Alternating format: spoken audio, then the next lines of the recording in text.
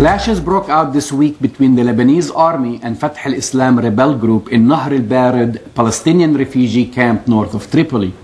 Narh al-Barid, which means cold river, is anything but cold, as more than 80 people have been killed in 4 days of heavy fighting, described as the country's worst internal violence since the civil war.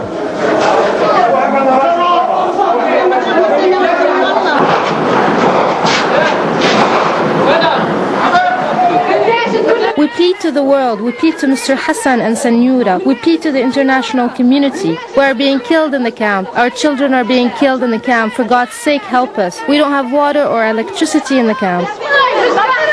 There are different theories about the reasons behind the latest clashes. Fighters based inside the Narh al-Barid camp have been under scrutiny by Lebanese authorities, who accused them of being responsible for 2 bombings in a Christian area of Beirut in February and the most recent bombings in Beirut on Sunday and Monday. But the group's spokesman denied any involvement. We know that the army was lured into the fighting by a third party inside the Lebanese government. This group wants to promote a U.S.-sponsored program in Lebanon. The Lebanese army said that its duty is to protect Lebanon's sovereignty, borders, and citizens. However, we know that some groups inside the Lebanese army do not want anything but to help promote the U.S. program.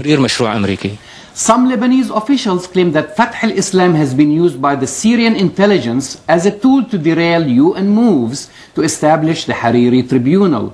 Supporters of the opposition, however, claim that the recent clashes are a ploy by the Western-backed Lebanese government to further implicate Syria and to disarm Hezbollah. What's interesting about what is going on in Narh al-Barid is the fact that most of the rebel fighters infiltrated to Lebanon through Syria, but are armed mostly with American-made weapons.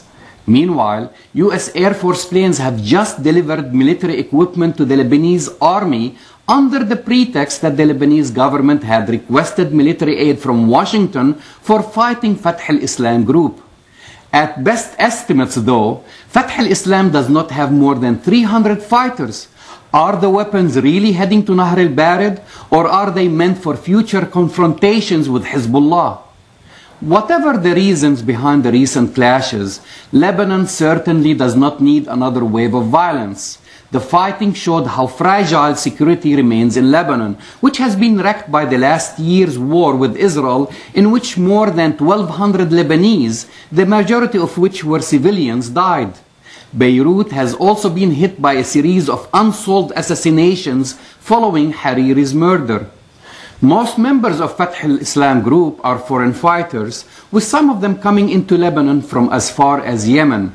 Yet could Palestinian refugees living in Lebanon be used again as the spark that starts another civil war?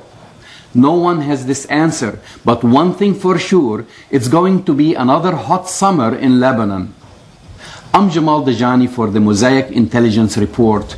To learn more about this program or to share your thoughts, visit us at linktv.org/mosaic.